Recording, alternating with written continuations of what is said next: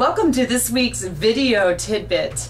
I'm Wendy Patton, by the way. You probably already figured that out. But if you've missed the last few weeks, go to my YouTube channel and make sure you check out those weeks that you have missed and subscribe there at youtube.com/Wendy Patton. And you can subscribe to my videos. Not only will you get the YouTube videos that are the tidbits, but you'll also get any other videos that I create that are educational with regards to real estate investing. So I got this question today. These are all questions that I've gotten from my students. This question is, Wendy, why should I become a licensed real estate agent? Well, you do not have to be licensed by any means to do this business of lease options or subject to successfully. Not at all. However, there are some really great benefits to being licensed. Okay, so you don't need to be. I want to make sure that's really clear. However, there are some real good benefits. Number one, and I'm going to talk off the top of my head. If you'd like to find out more about this, though, I did write an article on my website at wendypatton.com, and go to the articles section, and there's an article about the benefits of becoming a licensed agent. So you can kind of check there to see if there's additional benefits, or you want to print out what I'm discussing with you today to summarize that. All right. So why should I become a licensed agent? Number one, one of the biggest reasons that I think investors should be licensed is because you have access to the comparables, meaning what things have sold for, your comps, we call them. It's so important to know when you're making an offer, what you should offer. If you don't have access to the comps because you're an agent, you're going to need to almost work with an agent or pay an agent that's going to give you those comps anyways. Okay?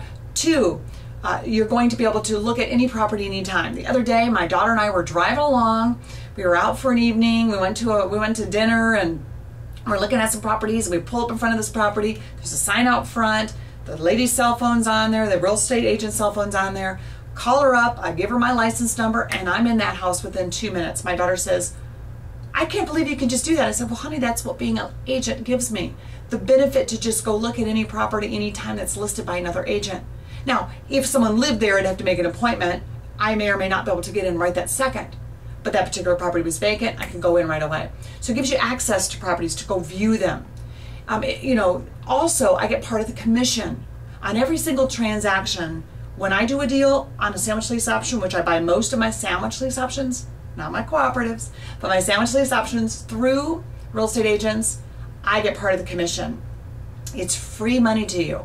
See, when I do an option with a real estate agent versus you, if you're not licensed, I'm going to make more on that same deal just because of my commission, additional income that I'm going to get. So it's free money, extra commission. Also, just by being licensed, you can refer people all over the country. Let's say you know your uncle in a different state is going to be buying a property or selling a property soon.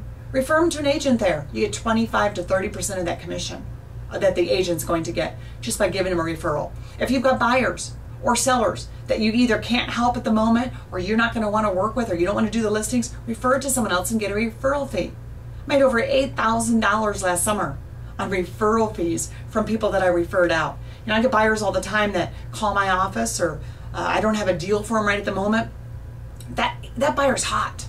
I don't want to lose that buyer, not get a dime from them, but I don't necessarily want to go show them properties as a real estate agent. I don't do that. I'm an investor. So I refer them to another agent who does work with buyers like that, and bingo, I get checks all the time from referring them to other agents. So those are some of the benefits. There are some, the only big drawback is, you've got to disclose it. No big deal. I have no problem disclosing that I'm a real estate agent to any seller or any buyer. It's on all of my contracts. No matter which way of the transaction I'm in, I must disclose that I am a licensed real estate agent. But look at my website. There's some great articles on that. I've also done another YouTube.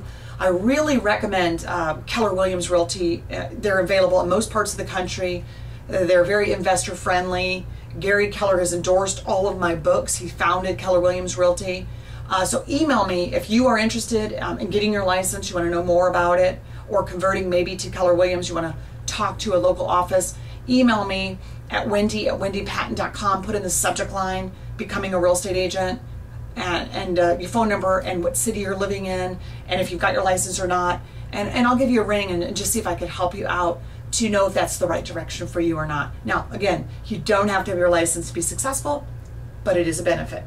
Also with cooperative, I just want to touch on cooperatives real quick while I'm talking about licenses.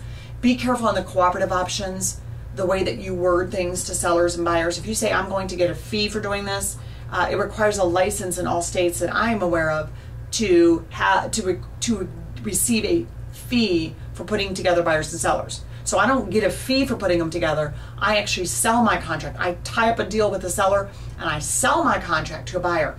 That's different than putting them together and getting a fee. So you might have to be a little cautious. Some real estate commissions, I'm going to say right out here, some real estate commissions in the state are going to be very picky about the cooperative thing. They're not going to like you putting buyers and sellers together to get a fee, even if it is legit selling a contract. So maybe something that is required for you down the road anyways. Hope that helps you out, and we'll see you next week.